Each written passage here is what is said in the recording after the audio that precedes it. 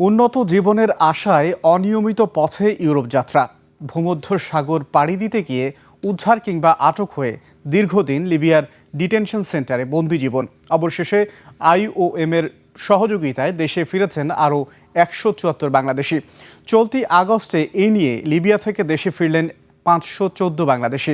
দালাল ও মানব পাচারকারীদের প্রলোভনে পড়ে অনিয়মিত পথে বিদেশ না যাওয়ার আহ্বান জানিয়েছে বাংলাদেশ দূতাবাস। বিস্তারিত জানাচ্ছেন সুমাইয়া খান।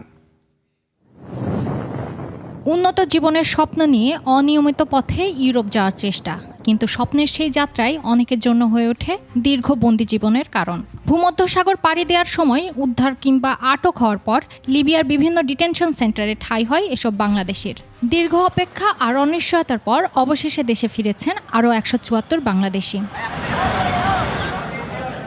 মঙ্গলবার ভোর 6টায় লিবিয়ার বুরাকিয়ারের UZ-222 ফ্লাইটে হজরত শাহজালাল আন্তর্জাতিক বিমানবন্দরে পৌঁছান তারা।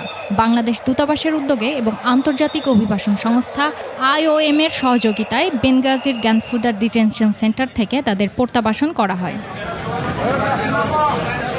দেশে ফেরা 174 জনের মধ্যে 3 জন নারী, 1 জন শিশু এবং 15 জন অসুস্থ ব্যক্তি।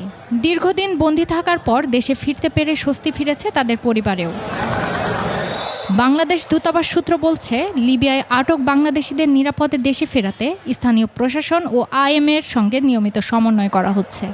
বেনগাজির গানফুদা এবং ত্রিপলির তাজুরা ডিটেনশন সেন্টারে থাকা বাংলাদেশিদের সাক্ষাৎকার, পরিচয় যাচাই এবং প্রত্যাবাসন প্রক্রিয়াও চলছে।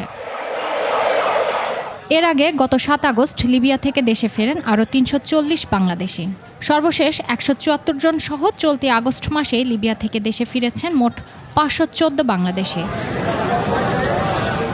সুমাইয়া খান, 21 টেলিভিশন, ঢাকা।